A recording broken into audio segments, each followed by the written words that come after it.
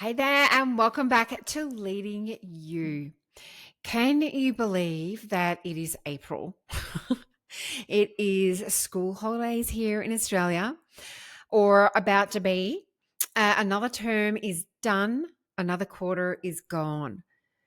And this month is very interrupted with school holidays, with Easter, with Anzac long weekend. So before we know it, we will blink and it will be May.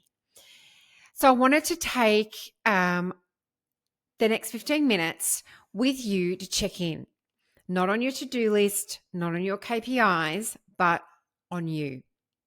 And this is your permission to pause. This is your permission to reflect and to recalibrate. So I've got 3 questions for you to consider. Number 1, how are you feeling? Number 2, have you stuck to your new habits or routines that you wanted to implement at the start of this year? And number 3, how are you being? So let's explore these.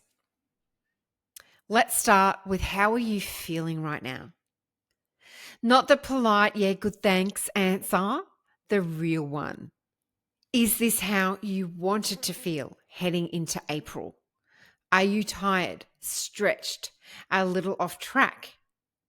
Are you exhausted? Are you fatigued? Are you heading towards burnout? You are not alone if you are feeling that way, because so many leaders that I speak to are feeling flat. They're feeling exhausted, or they're just feeling really off. And there's not necessarily anything wrong with that, but awareness is key. If you don't name it, you can't shift it. And also with the whole feeling burnt out or heading that way, knowing that you have a choice in how you respond. So you can keep going down that same track, or you can stop right now and circumvent what you're doing, because you are going down that burnout track consciously and knowingly. And that to me is madness. So this first quarter has flashed past so fast. And what we need to remember is things won't slow down. Today is the slowest day that you will have. So we need to get better at leading our way through. You know, I had a moment myself a couple of weeks ago. I realized I was saying yes to things that didn't align with A, what I wanted to do, and B, how I wanted to feel. I was slowly defaulting back to old patterns, and it was leaving me feeling drained. And that is not in alignment with my number 1 priority of health. And that was my signal to course correct. I can't afford to go down that track. My health is way too important to me. And I know that if my health is A1, then my performance will be as well. So I'm asking you right now, what is the honest state of play for you? If you're feeling exhausted, if you're feeling flat, if you're feeling off, what are you going to do to change that? What choices will you make to realign with the feeling of being vibrant, with energetic, with confident even?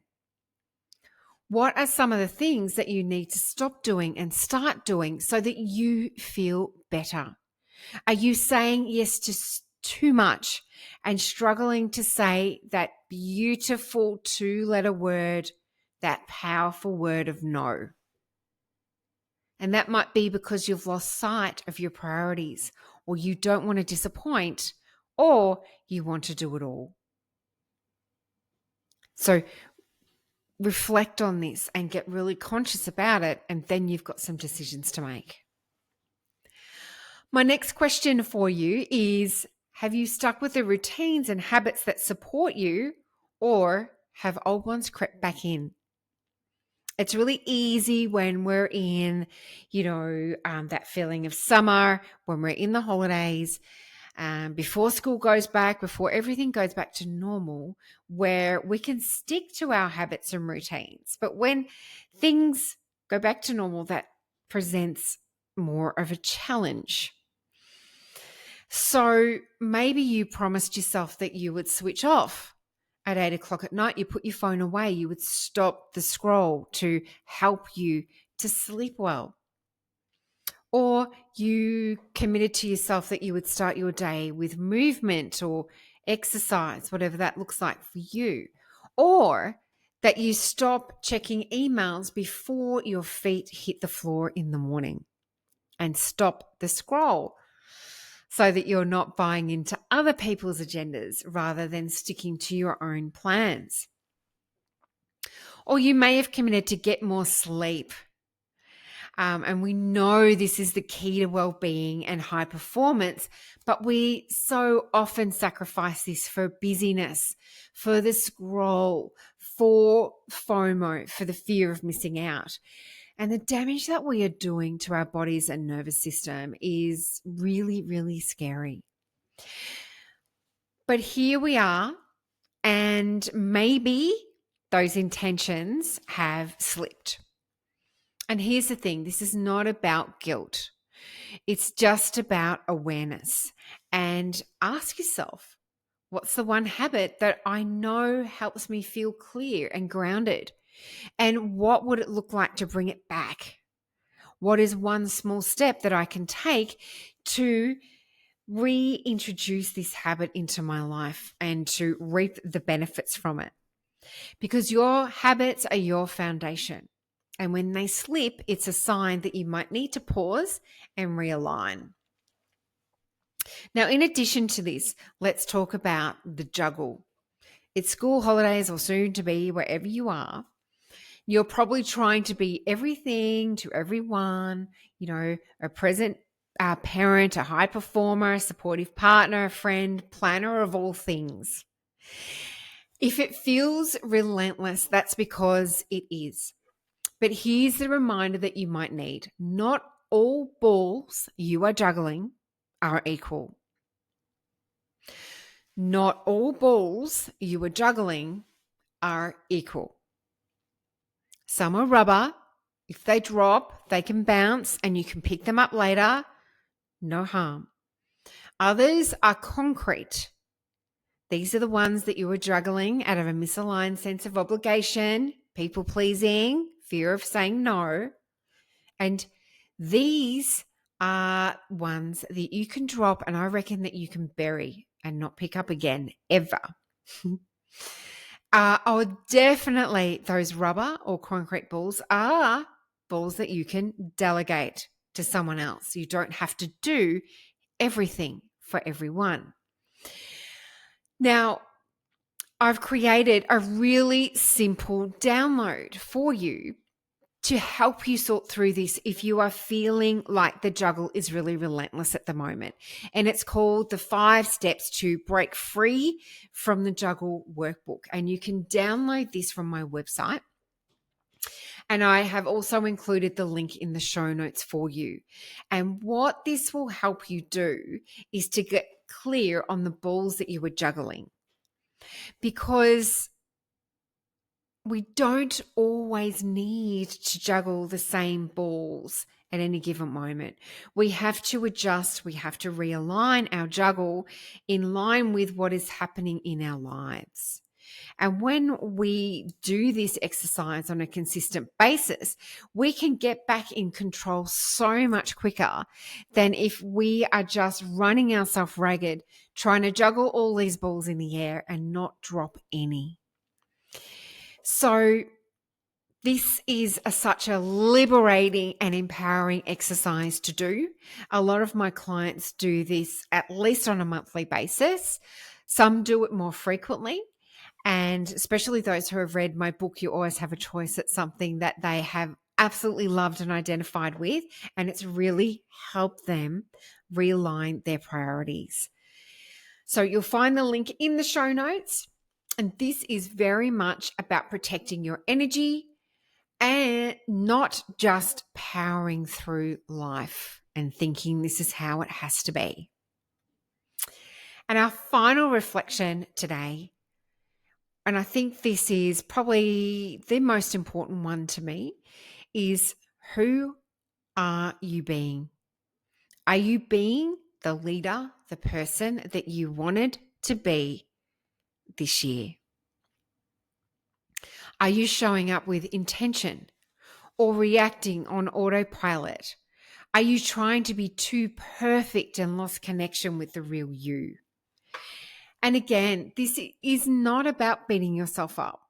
It's about asking, what is one small shift that I can make this week to realign with who I want to be? Because all of the things that we're doing, all of the things that we're striving to achieve, the most important thing is who you are becoming in the process. And if you are not becoming the person that you want to be, you have got some choices to make once again. But the most important thing is about becoming aware of who you are. And if you are living in alignment with who you are and what you stand for, and if you are becoming the person that you want to be when you are reflecting back on yourself at the end of this year, because we all want to grow, we all want to evolve, we all want to be a different version of ourselves than we were before. Because otherwise, what was the point of the year? You know, we've made mistakes, we've learnt, we've adjusted our behavior, we've grown.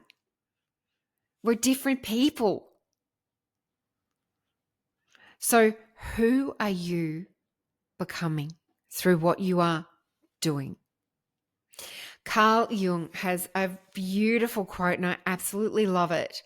The privilege of a lifetime is to become who you truly are. You know, to really reach your potential, to live true to who you are and what you stand for. This is one thing I am so incredibly clear on: who I am, what I stand for, what my top 3 values are, what my top 3 priorities are. Sometimes my priorities change, but my values never change. And I make choices in alignment with those values. And that means I am living a life in alignment, and I am living a life that I am proud of. Sometimes it does not please others. Sometimes I get frustrated.